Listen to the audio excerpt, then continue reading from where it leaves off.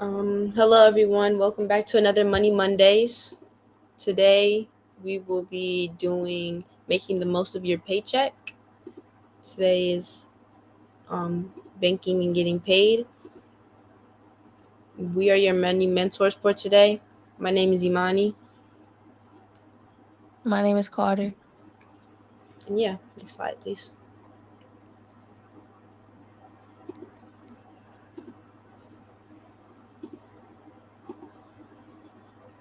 Okay, so by the end of this presentation, you will recognize what a bank account is and how to use it, know how to manage your checkings and savings accounts, and understand how to read your pay stubs. Next slide, please.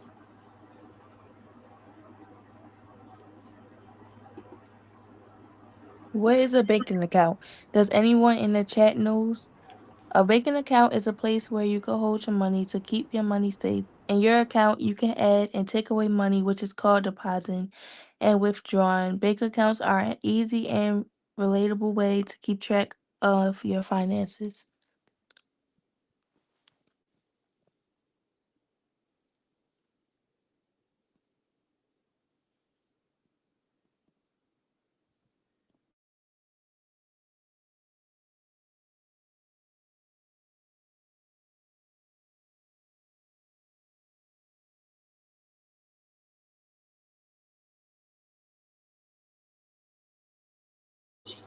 Sorry. So there's some these are some ways you can get paid. You can use a direct deposit, which is an electronic payment that goes directly into your account. There's also a prepaid card you can use, which is a card that you load money on in advance to spend later. And then last, you can use a paper check, which is a physical document to transfer money into different accounts.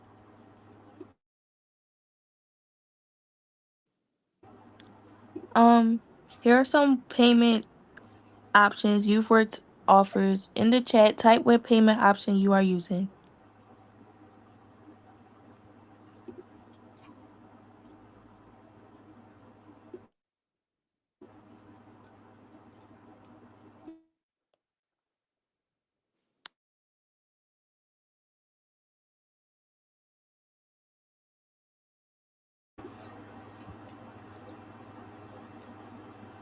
Well, okay.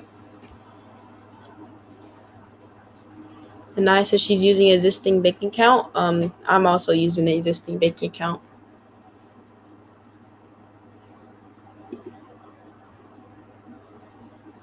Okay, cool. We can move on. So, what is the difference between a credit union and a bank? So, does anybody have any ideas about that? You can put it in the chat if you do.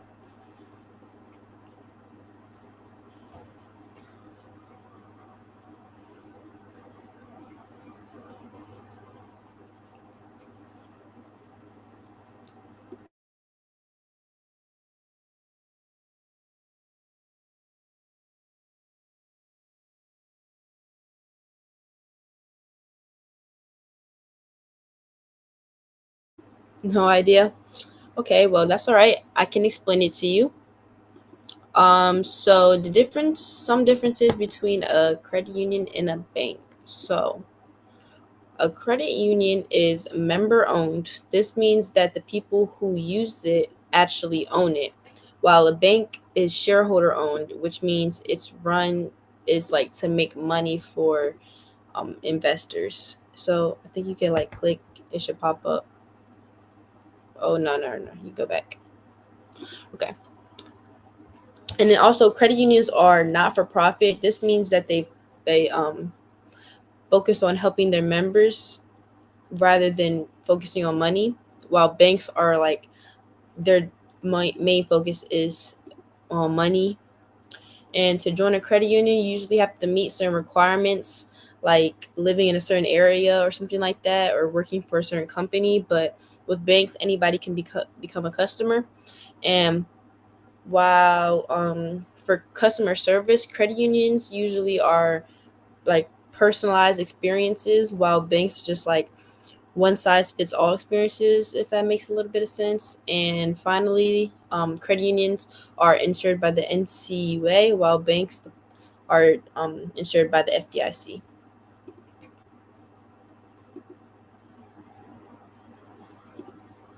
Now we know about banking, but why does banking matter? This table is showing i- the difference in fees between a person with a bank account versus someone who doesn't. The average unbanked person spends 5% of net income on unnecessary fees for alternative final services. They can amount to 40,000 over a lifetime. So now we're going to watch a bit of this video explaining the FDIC and what is covered by it.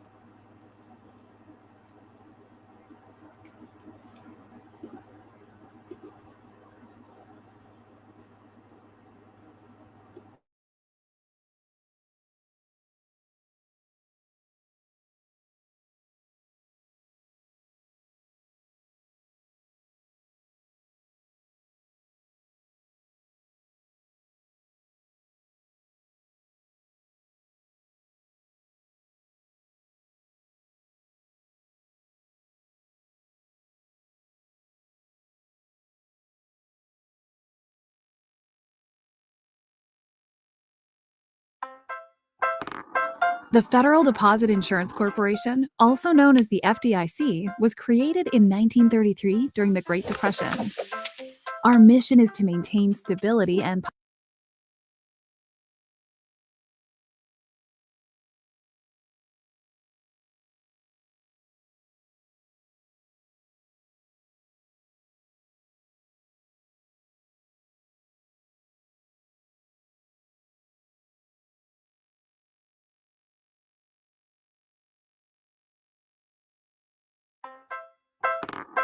The Federal Deposit Insurance Corporation, also known as the FDIC, was created in 1933 during the Great Depression. Our mission is to maintain stability and public confidence in our nation's financial system. One way we fulfill our mission is by ensuring the money people deposit in FDIC-insured banks. Since the FDIC was formed, no one has ever lost a penny of their insured funds due to a bank failure. And over the years, we've insured a lot of pennies. How does deposit insurance work? It's important to know consumers like you don't pay deposit insurance premiums. Banks do. And if your FDIC-insured bank fails, any insured funds you have are protected. The FDIC's Deposit Insurance Fund is backed by the full faith and credit of the U.S. government. What is covered by FDIC deposit insurance? Money in checking and savings accounts, certificates of deposit, money market deposit accounts, and more are protected by deposit insurance. But not all companies and financial products are FDIC insured. For example, it does not cover stocks and bonds, mutual funds, crypto or digital assets, life insurance policies, or other investment products. What are ownership categories? Single accounts and joint accounts are two examples of ownership categories. Others include, but are not limited to, certain retirement accounts, trust accounts, and business accounts. You may have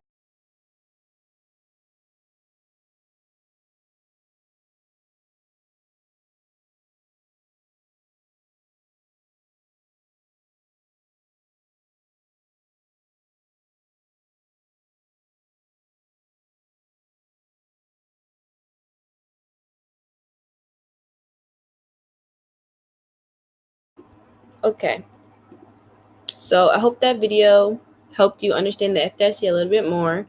But now we're gonna do a little quick pop quiz on like what is insured by the FDIC or not. So you can just type your answers in the chat. So do you think Venmo is FDIC insured? You could just type your answer in the chat.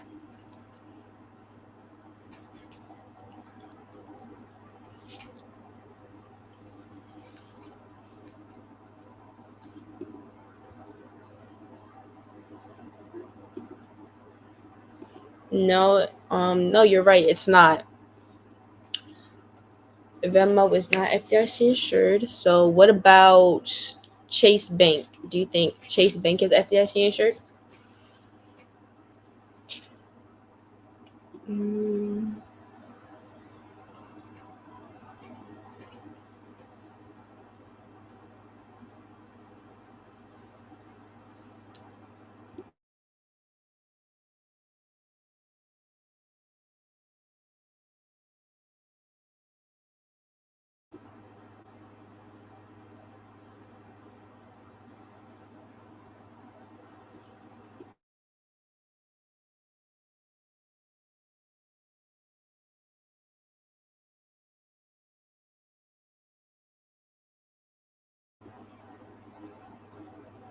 so Chase Bank is FDIC insured, and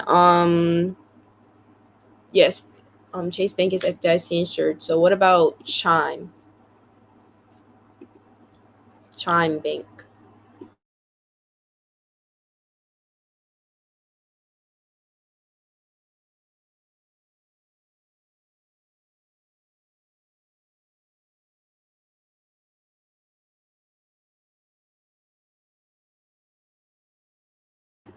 That's right. Chime Bank is not FDIC insured. It's a FDIC member. And no, it's not a FDIC member, but it just partners with it, but it's not FDIC insured. So, what about Zelle?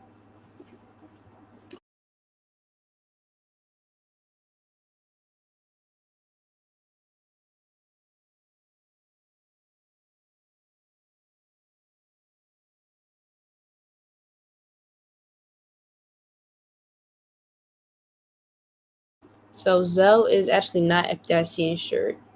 Does anybody know about CQ? Is CQ a FDIC insured bank?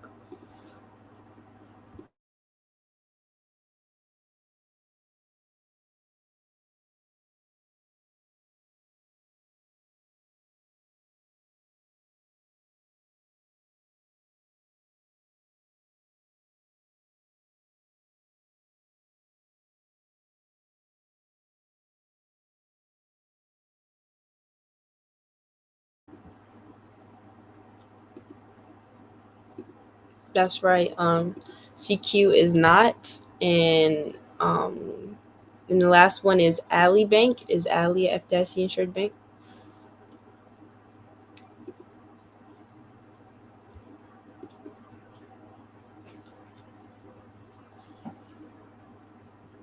That's right. Yeah.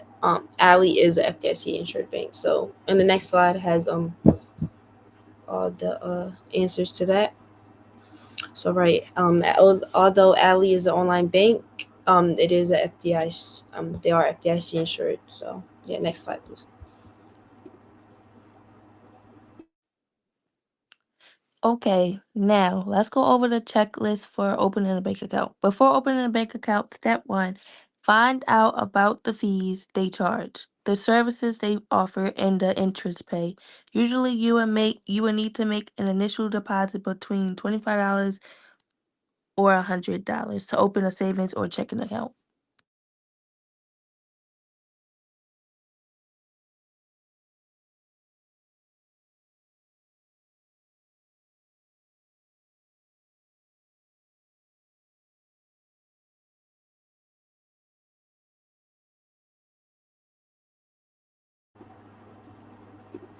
Okay, so we just sorry, can you go back a slide?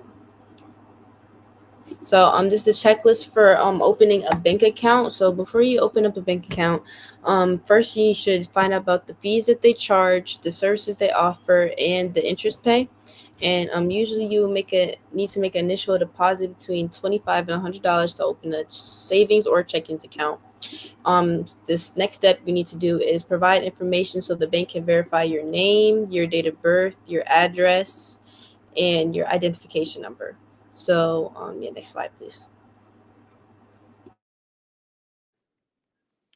Okay, time for another quick pop quiz. In the chat, please type one thing you should find out about a bank or a credit union before opening an account.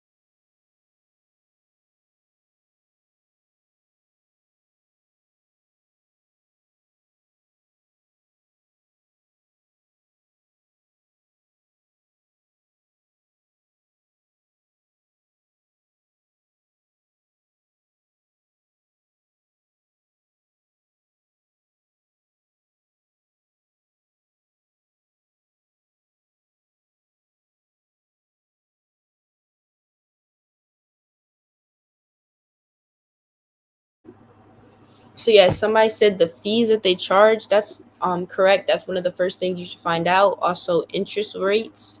That's definitely one of the things that you should find out. So that's correct. Next slide, please.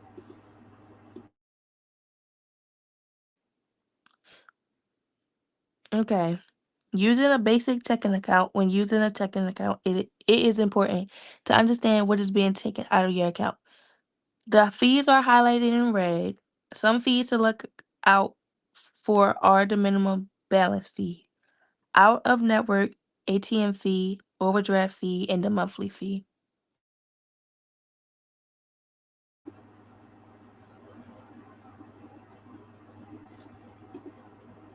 So here are some tips you should know when using a savings account.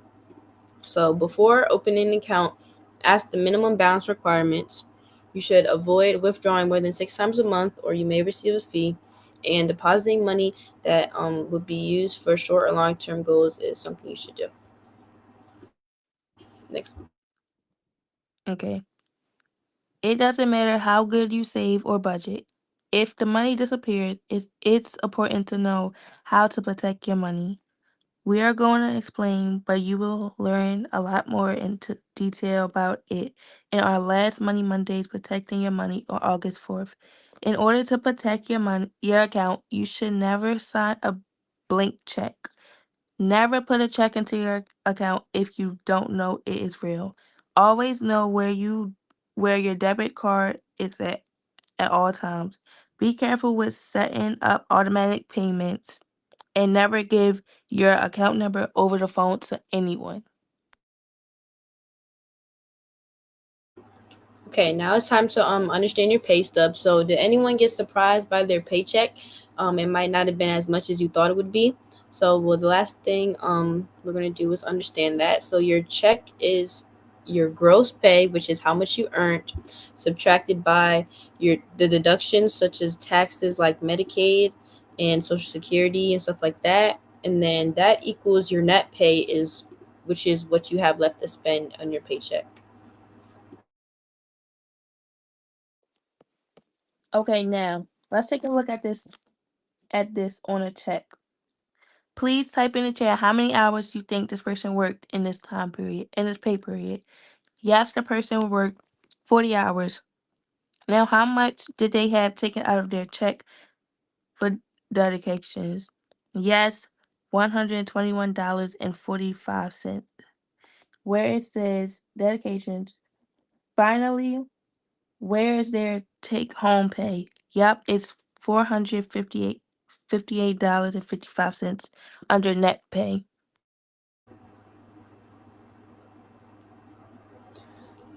Okay, thank you so much for listening and participating in this Money Monday. I hope you now know how to um, understand and recognize what a bank account is and how to use it, know how to manage your checkings and savings account, and understand how to read your pay stubs. So, thank you so much.